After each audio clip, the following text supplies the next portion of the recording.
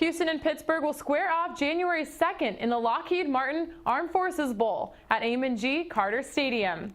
It will be an interesting matchup as both teams will be led by interim coaches. For Houston, it's defensive coordinator David Gibbs, and for Pitt, it will be offensive coordinator Joe Rudolph.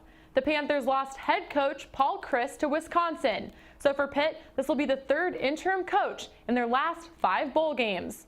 For Houston, David Gibbs was the defensive coordinator under Tony Levine and has really been the architect of Third Ward D. This has been Houston's defensive slogan all year long, implying that they are a tough group to handle. Following the game, Ohio State offensive coordinator and Broyles Award winner Tom Herman will take over as the new head coach.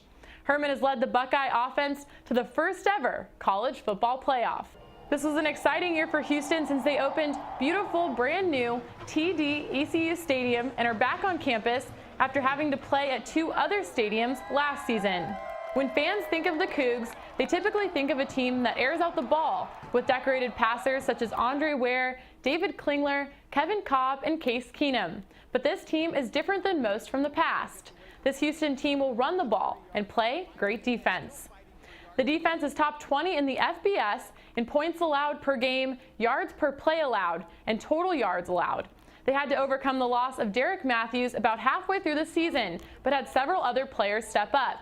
Safety Adrian McDonald and D lineman Joey Mbu were American First Team All-Conference selections, while linebacker Ephraim Oliphant and cornerback William Jackson were named to the American Second Team. Offensively, Kenneth Farrow has had 6 100-yard rushing games and is 4th in the conference in rushing. Ryan Jackson and quarterback Greg Ward Jr. also significantly chipped in on the ground.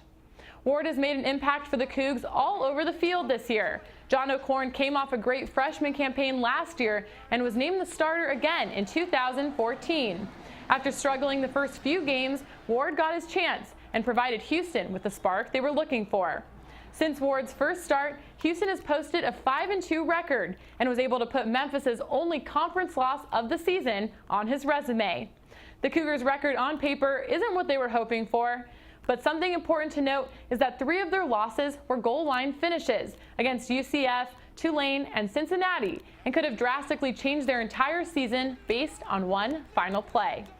For the Panthers, they started on a high note and ended on a high note, but faced a tough mid-season slide.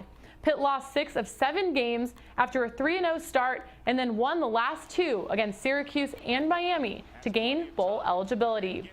Passing has been one of the major problems all year long for the Panthers, but the ground game has been a bright spot.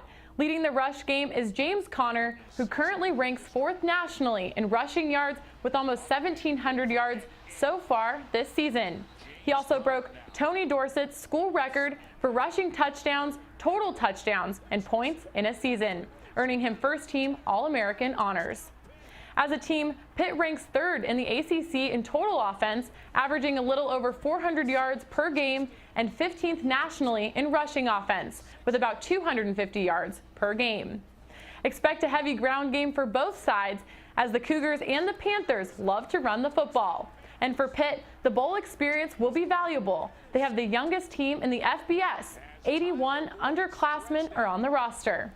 Pitt and Houston have split 2 prior meetings, both teams winning on the road in '96 and '97. And you can catch the 3rd ever game between these 2 programs on January 2nd at noon Eastern Time on ESPN. For the American Digital Network, I'm Haley Outen.